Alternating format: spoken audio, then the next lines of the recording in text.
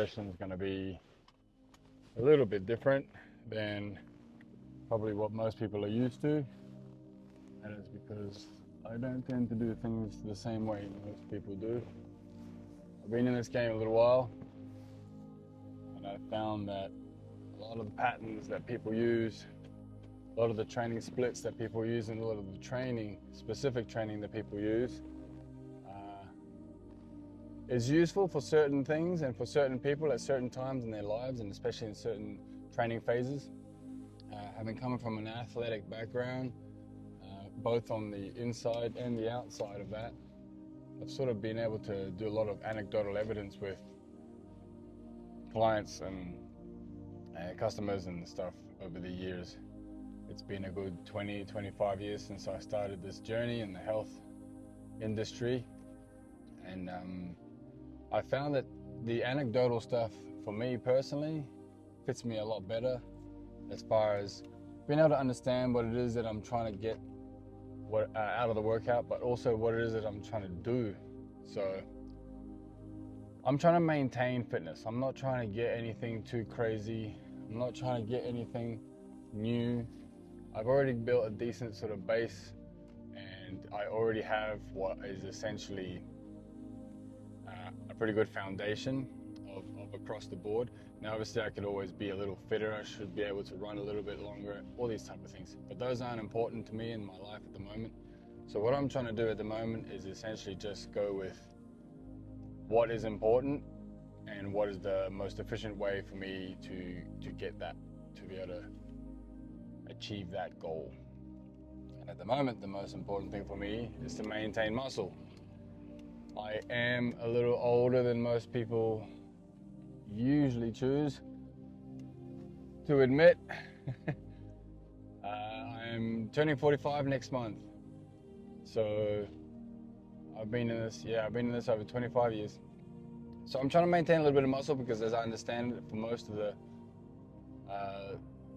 science and a lot of the studies that people have been doing, muscle may actually be one of the most important key factors as far as longevity, lifespan, and quality of life, especially as you get older.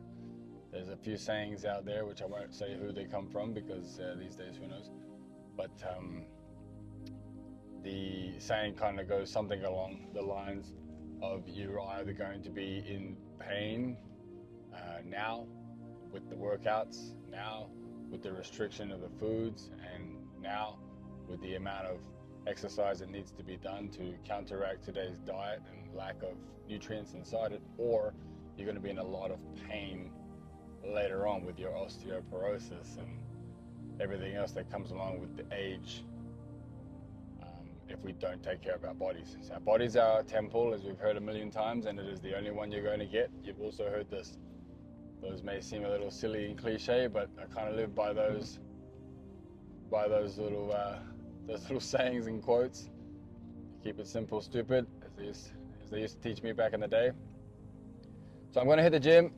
What I will be doing is showing you guys through exactly what I'm doing and talking through it at the same time, just to let you guys know the general program for today is going to be 4 leg exercises, and I consider exercises to be the stepper is considered an exercise to me, and so is reverse walking on the treadmill. So you'll see those 2 things first.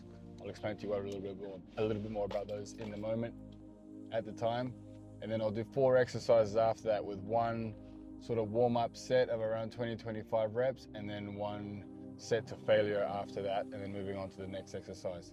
I'll be doing unless the machines are all taken, I will be doing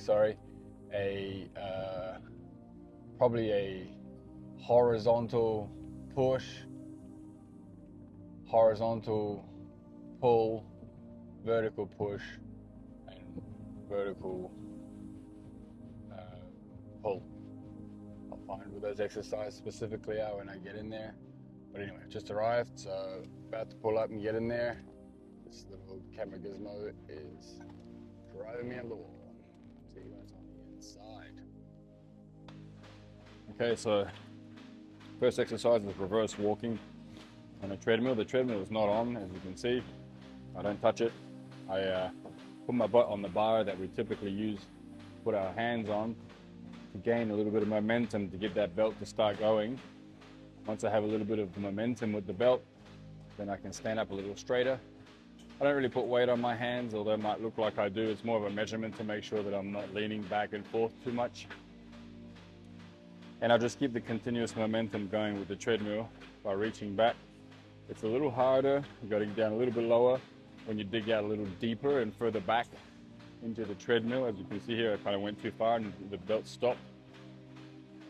So you got to kind of find your spot. Where's your little magic spot? Try not to have it be all in front of you like this. Do reach back a little bit, put a little bit of effort in to pulling the actual treadmill belt with your toes, then the balls of your feet, and then your heel. I normally count these, whether I'm counting them individually or one at a time. Get 100 or 200 in, normally about 4 or 5 minutes. Really good for activating the patella tendon, one of the quad muscles in the front that connects to the patella tendon, and the shin muscle, which is responsible for a lot of knee pain for a lot of you guys out there. So it's a warm-up. As you can tell, my breathing's already slightly affected, and that's the majority of the reason why I do this as my warm-up exercise. Although I may have some time, I'm not particularly fond of just wasting it doing nothing. If I'm going to waste my time, I'd rather waste it doing something I enjoy. And walking on a treadmill is not one of the things that I enjoy. It never has been, and it probably never will be. I've done it, but it's not on the list of fun things to do. So ideally, as I said, about 100 or 200 steps on this. Get a little bit of blood flow into the knees, and essentially just warm up a little bit from there.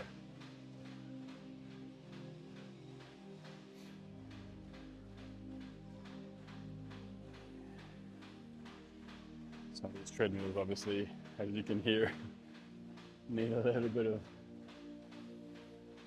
love and attention. The guy's blasting music. I can see him nodding in his head. Good for him, he's got no idea.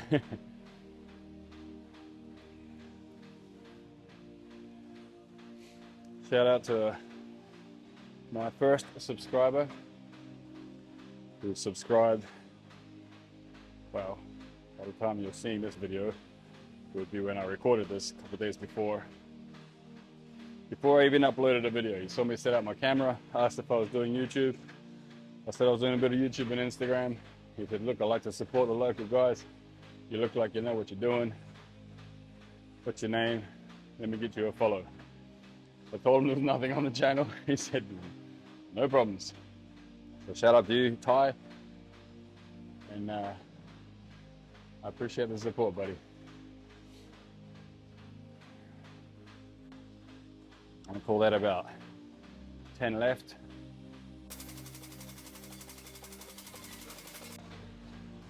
All right.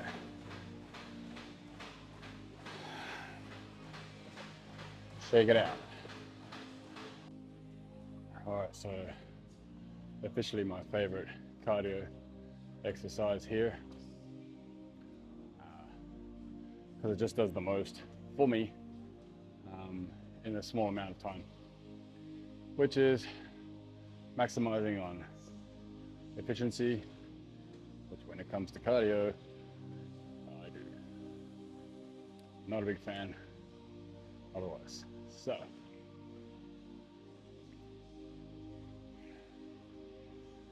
you'll see that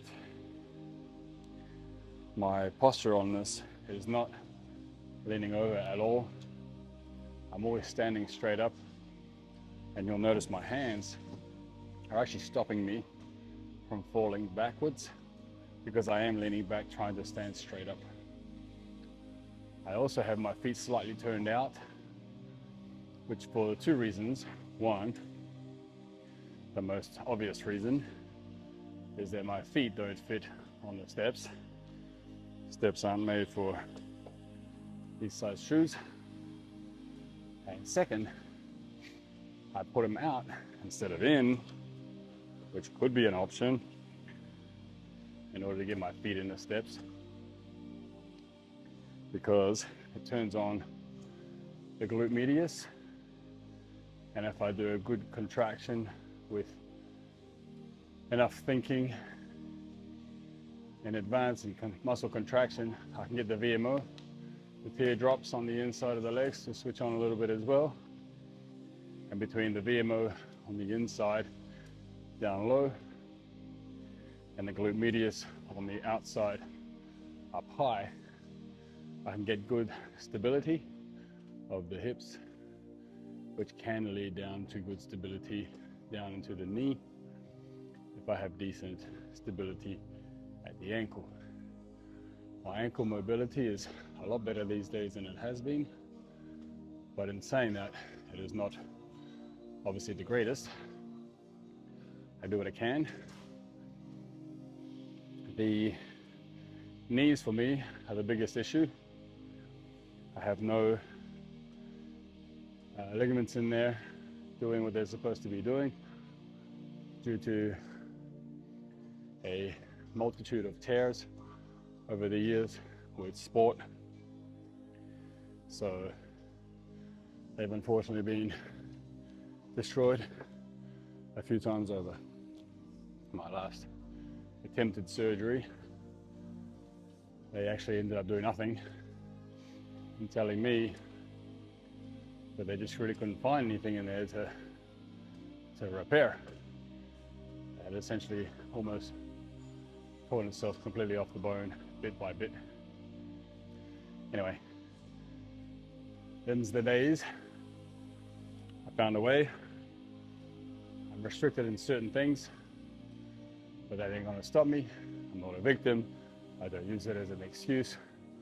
I'm just cautious. Although a couple of my friends might think I use it as an excuse as to why I can't do some of the things that maybe we want to do together, sport and whatever. Trust me, I've tried to push through some of the things, tried to adapt to some of the things as well. And it kind of ends up being a little bit too painful in the end to really enjoy, whether it be a little social volleyball, tennis, football, something. I do love my sport, but I love my body a little bit more. I love my life a little bit more than that. And I love the idea of having a strong, healthy, elderly last quarter of my life the most. So for me, every hour spent in the gym is an extra hour added to my life at the end. Now with the stepper, we've got a little stepper counter here. I have committed to myself, have been doing this for about, in the last couple of months, of 2,000 steps per week. It's not too much, it's just enough. I'm usually in the gym at least 4 times a week, so that's 500 each time.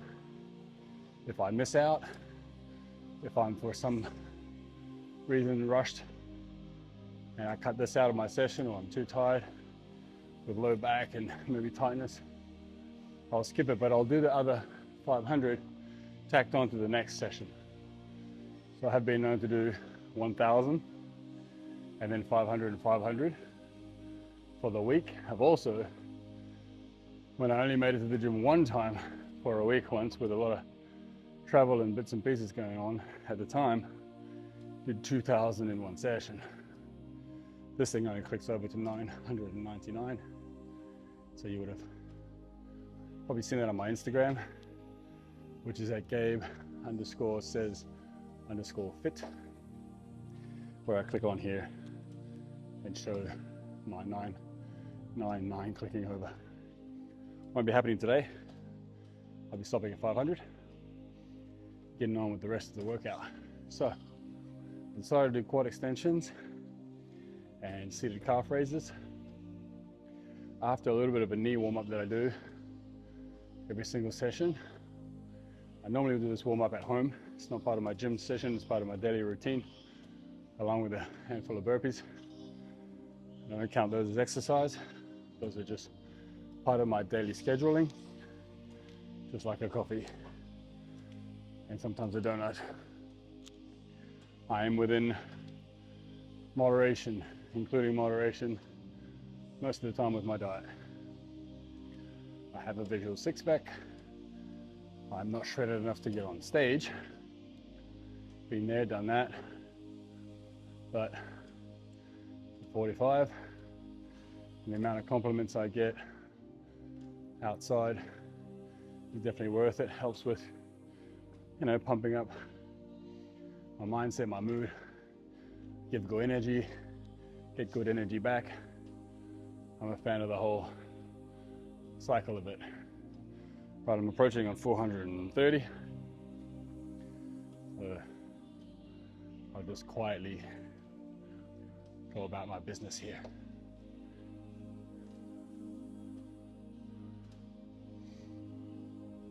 You will find that I am talking a little bit more than normal to try and drown out a little bit of the music that's on in the background, as I don't like copyright strikes and all these kind of things.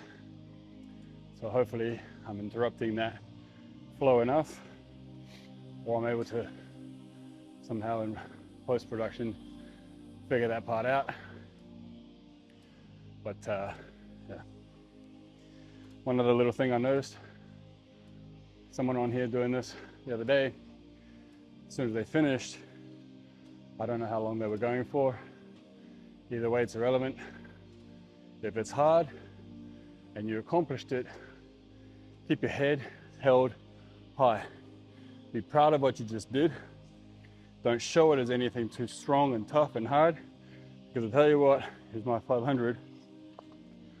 As I saw this guy fall off as in finish, then sit on it and put his elbows on his knees and bow his head, it made me lose all the respect I had for the guy for doing the actual workout. Because lions, kings, and warriors don't show weakness. And it might sound a little crazy to you, but when you create that sort of attitude and that mentality within, that's what gets me to step out there and do what I'm gonna do with a big smile on my face, full of freaking energy, and that power within goes into exactly the workout I'm trying to get in my head, which I'm visualizing all the time. Because I know my energy drops off. I haven't had any breakfast. I'm a bit more of a fasting type of dude, but I don't actually fast dry. I just have a small amount of liquids in the morning. I will talk about my before and after meals or shakes in the car home, in the car ride home. But for now, stand strong, stand proud. Make me look at that and then look at you and say, shit, that dude just destroyed that and it didn't even break him. So I'm just gonna hit quads. I'll end up doing probably 3 or 4 sets. With the lower body, I don't tend to do too much pushing, too much drama when it comes to fatiguing it all the way. So I'll keep this relatively simple. I'll probably do 3 sets of 20, then I'll go over and do calves and do the same, 3 sets of 20 from there. With this one, making sure that I'm pulling back with my arms, keep my spine leaning back on the machine. I'm gonna keep my toes lifted up as I'm lifting with my quads. Keep my toes curling back towards me, just to get a good contraction through the anterior tibialis. But also to put a little bit of pressure on the front part of the quad, which is the whole purpose of this exercise. For me, concentrating on the vastus medialis squeezing, try and keep a decent brace on, although breathing heavily and talking makes it a little tougher. I accept the challenge. I am terrible at counting while talking.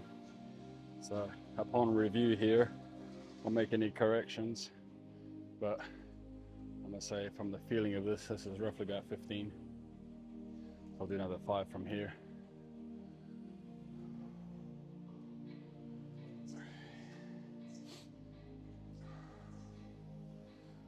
One more. Oh. Yeah, feels like about 20. It'll probably feel a little worse later. So I'll wait a good 20 minutes, 20 seconds before I stand up. That's just to make sure, for me, the blood is settled. Then I'll just walk around for another minute, come back and do another set. Won't bore you with all that, so see you on the next set.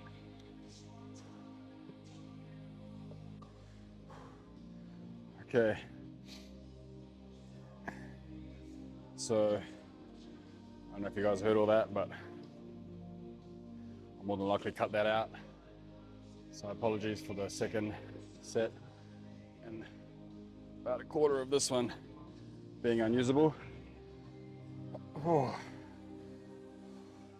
16.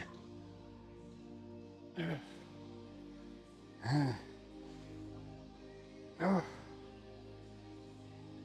Oh. All right, so I'll quickly explain. I had somebody come in, use the water fountain behind me here. Unknowingly, with the camera recording, they were not happy with being in a video. I explained it was YouTube. IG showed them my IG and they wished me luck, but wished not to really be taking part, so I put that in there. So that's why a second set and a little bit of the first set was occupied with that conversation. I respect them, the gym is for everyone. They did not wish any ill will at all. Very kind and polite, just asked me if they would cut that out. So I'll edit that out. That's 3 sets. And I'm gonna head over to the calf machine.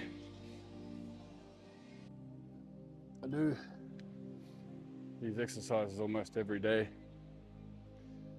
So I'm not trying to stay, sorry, I am just trying to stay relatively strong. Keep some blood going on these guys. Keep some of the strength I need to be able to function without essentially going too heavy and needing a couple of days to rest and recover. But because I don't mind the camera angle, but there's not much space in front of me there, somebody using the machine. So, all right, with the calves, with the calf machine, all I'm doing is looking for a stretch at the bottom. I'm not holding it as if it's a stretch. I might do that sometimes, like I'm doing now, but it's not part of the exercise. I'm just looking for a full stretch at the bottom, as much as I can at the top. Keep a little bit of momentum going. Try and use a cadence similar to walking, for me, anyway. I'll walk a little slow, yes.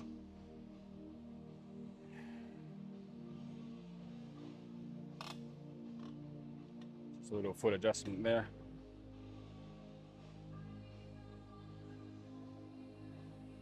I believe that about 18, 19, 20. Numbers aren't so important. I'm feeling that right now. As most people who do calves will know, that little calf pump you get is real. Kind of takes your breath away a little bit at times. So whether that was 18 or 21, I don't know. I'm still getting that little blood flow down into the calf, which is the purpose of it. So that's the point. Okay, so I've decided on the exercises on the next sets. I'm going to do a dumbbell vertical plane combination of shoulder press and upright rows, and then I'll do a machine horizontal pair with a press, seated press on the machine and a seated pull on the machine. Just looking around, that's what I feel like doing. That's what I'm going to do. The idea essentially was to do the actual vertical push and pull, horizontal push and pull. So I'm happy with that. As my plan, which exact exercises I use, I'm not specifically that particular on. I believe that's about 20.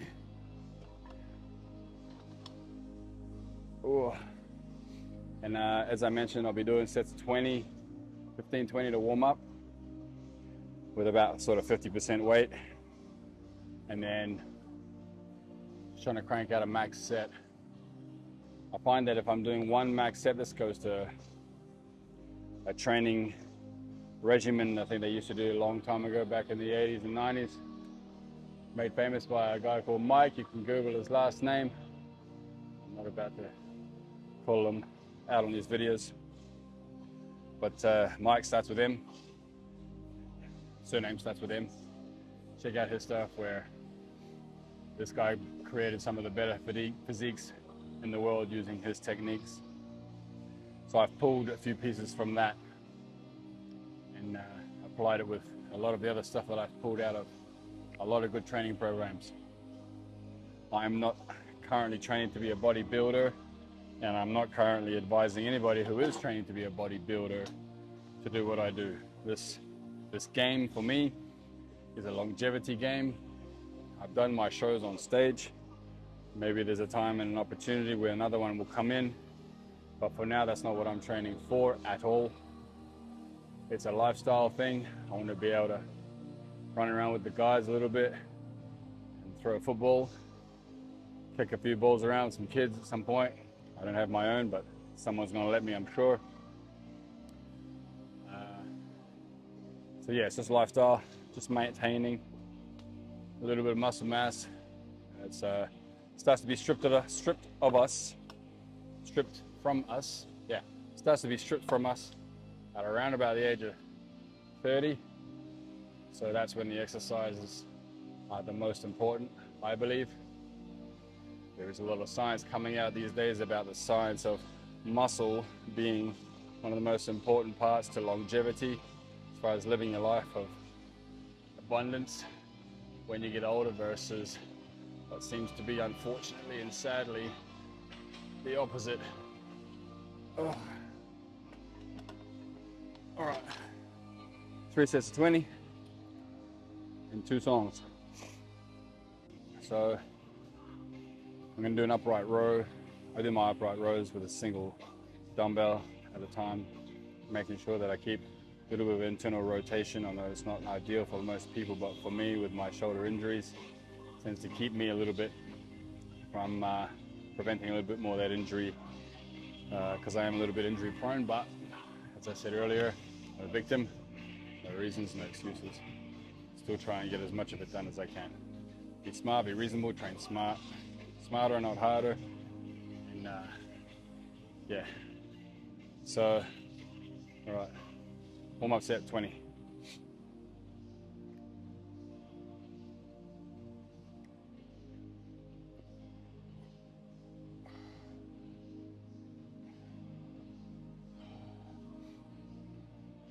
Keeping the elbow slightly in front of the shoulder. Keep my body straight, as in parallel. Slightly out. I'm not pulling with my wrist, and I'm trying to feel the shoulder by thinking about the elbow. I'm listening to my body, feeling the elbow only. My grip is just holding the weight. I'm slightly rotated as far as this half of the body is concerned, with the shoulder sticking out in front. I'm leaning slightly forward, bent knees. Keep my belly tucked in. That was a terrible one. And then I'm trying to essentially get my elbow up without curling anything. Just the elbow. Just the elbow. Just the elbow. Feeling these. They won't be interesting on the heavy round, but pumped up. So let's get this session out. All right, so that was, let's say 30, guessing 30 pounds. My warm-up set, wasn't counting, don't care. I know my rep ranges are sort of relatively high, so around that sort of 15-ish, give or take 4 or 5 is enough.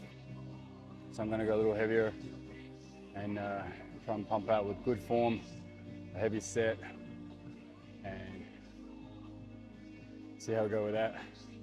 I'm not really counting numbers. I can do a little bit of a quick count upon reflection after, see whether I was in the range that I was trying to hit or not.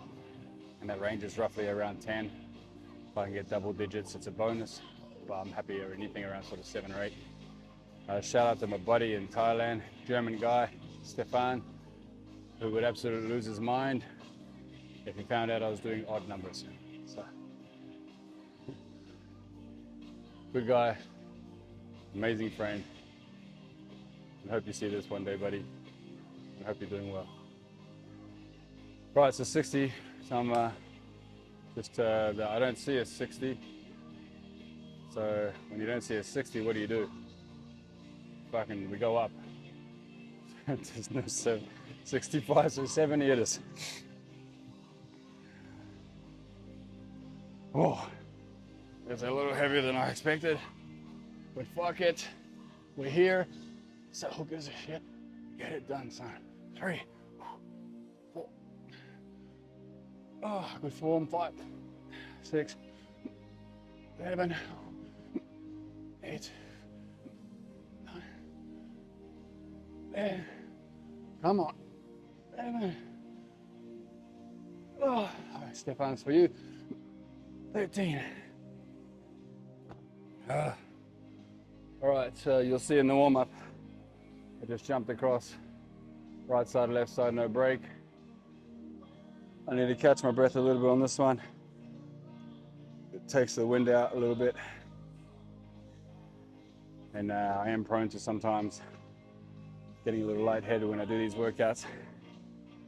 They demand a little bit more of a physical exertion on a poor night's sleep without breakfast. I work evening shifts a couple of days a week helping out a buddy. I don't get home till about 5 a.m. so I don't tend to sleep so good after 9. So I'm running on about 4 hours sleep and no breakfast, as I said. So only one set, heavy. So A, it better be heavy. And B, it's only one set, bro. You got this. Kick up. 8, I think. 9. 10.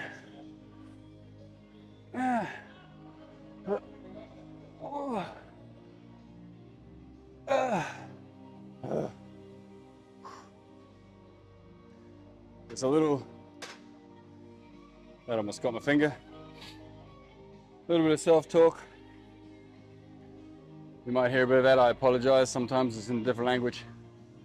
I don't speak different languages, but I have a few phrases, sentences, and words I've picked up along the way of my travels, and I tend to get a little bit flustered and just pull out whatever comes out, whatever comes to the front of my head without thinking about it. So you may hear some random Russian words, Thai words, Maori words, English words, French words. Right, so that's the pulling on the vertical plane. So I'm going to go do a seated press for the push on the vertical plane after downing half of this water. Okay, so seated shoulder press, just to go on that vertical press we've been talking about. I'm gonna do a little bit of a warm-up set. I'm looking at dumbbells here. So I'm gonna say around here somewhere. These things are a little harder to read in numbers, but let's see what we get.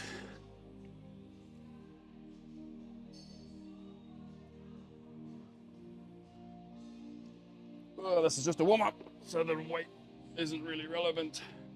I'll gauge based off of this what's the weight I'll use on the bigger ones later, or on the next set I should say. I'm making sure my elbows They're hitting the bottom as much as they can. I keep my shoulders depressed. I try not to bounce, but there is a little bit of a sort of steady stop before I go.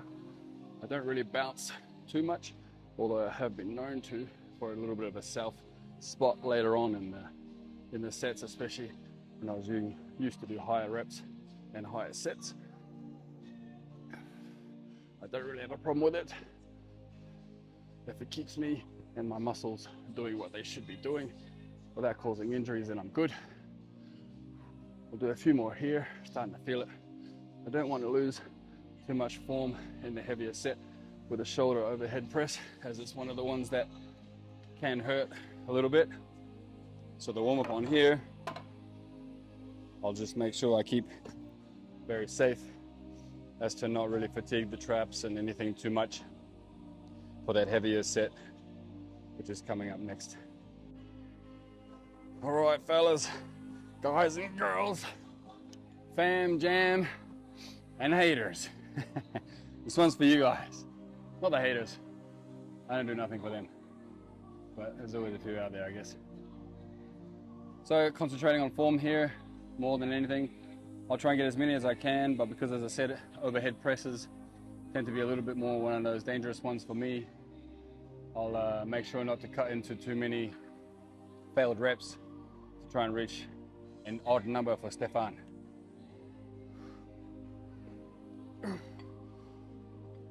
Oh, yeah.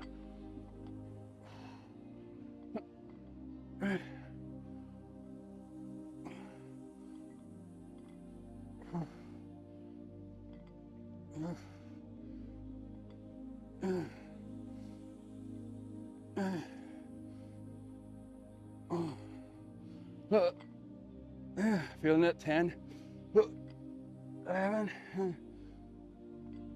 12. We can't do evens. Come on, Stefan.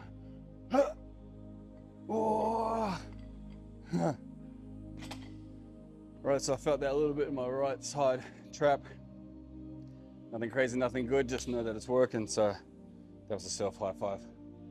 We're getting through that. It's a little bit more than I expected, so that's a good weight. I don't know what that is, but it's the last one on the rack, so step it down to the next level of the rack next time. Oh yeah. Yeah.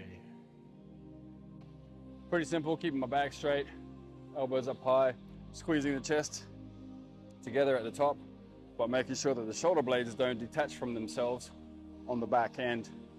Almost like a seatbelt being touching on the bench. I don't want the seatbelt to click off. So I'm keeping the seatbelt tight at the back whilst straightening my elbows as much as I can to get that squeeze in the chest. Doesn't have to be a lot of weight to get a lot of movement in the chest. Try not to let your shoulders pop too far forward in front of you.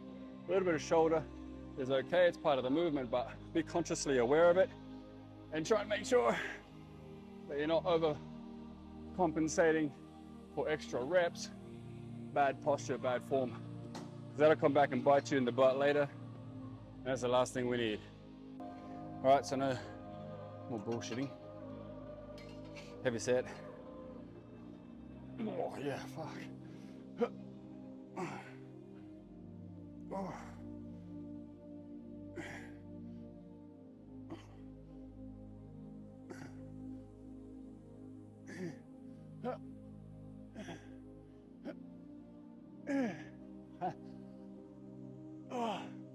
Form's going. It's a 10. Stefan. 11. Oh. Happy with that. Chest has always been one of those sort of weaker ones for me because of the shoulder issues I've had from a lot of bad form, bad technique, and not enough taking care of myself when I was a little younger, playing a lot of volleyball. Yeah. Upon reflection. Right, so that's that. Moving on. Right, so one of these hoist machines here, pretty dope. Move, your whole body moves, your feet as well. I like the movement of these, but I don't like moving. So I don't put my feet on the footsteps, but I do enjoy the movement and the leaning back a little bit to activate the back. So this is my horizontal pull after my horizontal push back on the chest machine there, chest press, cable chest press. This will be the last exercise for today, but we'll get after it. Try and talk you through the technique. I do like to separate the shoulder blades a little bit on this movement, just to allow that retraction before I start the pulling movement. I have a tendency to pull and use a little bit more bicep than I probably should. No complaints. Biceps aren't complaining, but I do want to make sure that I get a little bit of retraction in that rear part of the shoulder blade musculature before I start pulling with my arms. I do rotate a little bit as well. I don't know if that's something that you guys are interested in knowing about, but that's just a safety thing for me as far as having shoulder injuries and making sure that I'm able to keep my posture pretty decent through the reps and the movement. I like the gliding of this machine, so I make sure I keep a little bit of a gliding type movement with each rep and a bit of a squeeze. I try and control the eccentric phase, so the lowering phase, which is in this case is this phase now, heading back. This is the concentric, this is the eccentric. Concentric, eccentric. This would be isometric.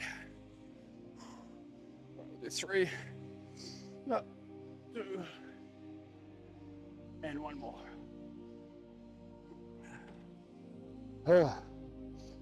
Double the weight, go for the heavy set.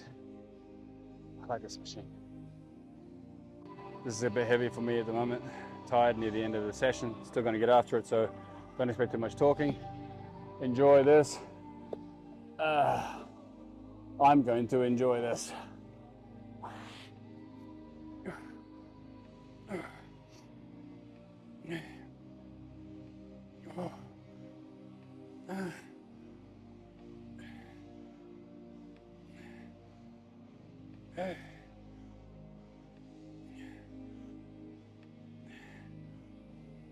Uh, 12, 18, come on. Oh, come on. 17, that's it. 18, 19, 20, 1, 2, 3.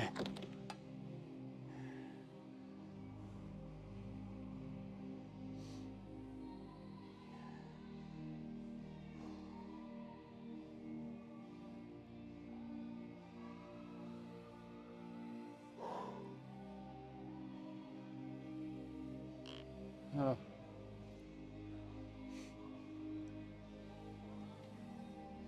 All right, so I don't do this very often, but a little something for you guys. Spoke about this a couple of times with some friends and some clients, and I'll let you guys know now as well, I guess. Whenever you feel an urge in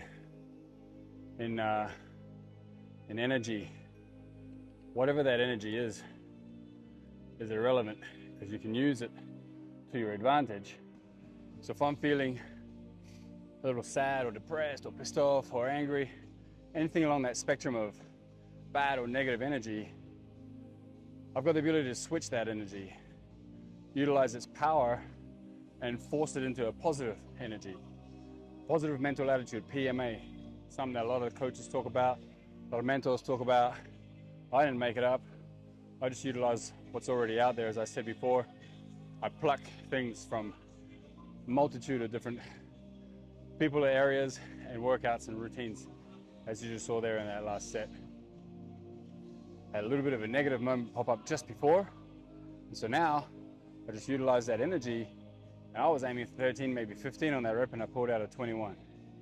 I'm sticking with odd numbers for this session just out of respect for Stefan. Just utilize the energy that you have no matter what it is. If it's sadness, you can turn it around. If it's happiness, it can be turned around. Don't let it, but it can be. It goes both ways. So making sure that you're utilizing the energy you have into a positive mental attitude, getting after what it is you're trying to get after, then go and nail that. I'm done for the day. Session's over. Thanks you guys for being with me on this one. I'm gonna head back into the car and talk to you guys quickly there about what it is that I have pre and post workout, and that'll be it. First video on YouTube. Bing, bang, bong. All done. One for the books. See you guys there. Pre and post workout, I tend to take shakes and maybe fruit sometimes. So I don't like to eat my protein with my carbohydrates. Carbohydrates for me being fruit. In the morning, I tend to eat fruit as carbohydrates more than anything, apart from maybe potatoes or something like that, which I do like. Meat and potatoes type of simple dude. So I'll break my fast breakfast with protein, more likely than anything else. High dose of protein, so about 40 to 50 grams of protein to break my fast. Protein shake, bit of milk or something from there, always whole milk. And then head to the gym. If I'm feeling really tired, then I might have a banana, but I'll do that separately by about sort of 20-30 minutes apart. Probably the banana first and the protein shake sort of in the car on the way into the gym. Post-workout, I'll do the fruit. It's a little bit more quick acting, so faster. Like at the moment, I'm really into mandarins. Otherwise, I used to have apples or berries. I'm really into those. Melon, the cantaloupe type. And then the protein shake again after that, separated by about 20-30 minutes. I'll make sure I get my vitamins and greens and minerals shake or water in at that time as well. And then I'll hit a solid 1 or 2 meals from there. Usually around at 2 o'clock, and then again around 6 or 7. It's usually how I'll eat. I'm not really counting calories, but I am counting grams of protein, making sure that I hit my number, my target number, and then from there I kind of fill the rest of the calories up with sort of almost anything, because I trust myself to always be eating pretty decent food anyway. I don't really eat too much bad food, although I have been known to. I'm not saying I'm an angel when it comes to that, but but I do tend to make sure that most of my food is relatively healthy most of the time. I don't call cheat meals cheat meals. To me, they're called reward meals for accomplishing the task of not eating too much of the rubbish food.